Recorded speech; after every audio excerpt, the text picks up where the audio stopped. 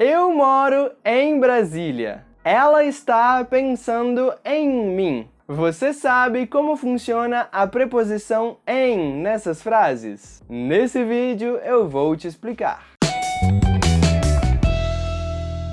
E não esqueça de ativar as legendas para você entender todas as explicações. Sendo professor de português, existem algumas perguntas que eu escuto o tempo inteiro de várias pessoas diferentes. E com certeza uma das perguntas que eu mais escuto é quando devemos utilizar as preposições em, para, por, a, de, etc. E essa, infelizmente, é uma das perguntas que não tem uma resposta muito simples. Por isso, eu estou fazendo essa série de vídeos aqui no canal falando sobre alguns verbos específicos que funcionam muito bem com algumas preposições específicas. Esse é o terceiro vídeo dessa série. Eu já falei sobre as preposições a e de, e no vídeo de hoje eu vou falar sobre a preposição em. Se você não assistiu os vídeos anteriores, eu recomendo que você assista.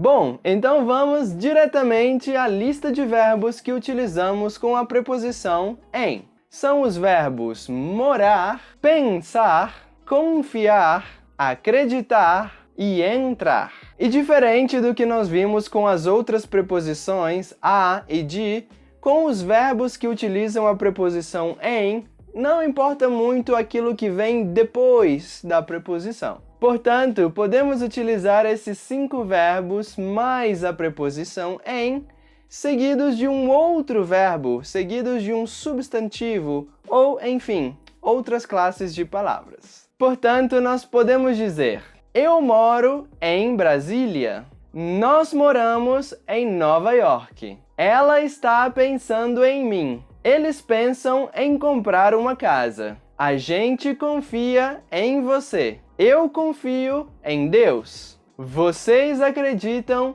em fantasmas. Elas acreditam em coisas estranhas. Eu entrei em casa. Ela entrou em uma competição. Portanto, você pode ver que em todas essas frases eu utilizei a preposição em, mas depois da preposição eu utilizei substantivos, verbos e até mesmo pronomes. O importante é que os verbos estão sempre seguidos pela preposição em.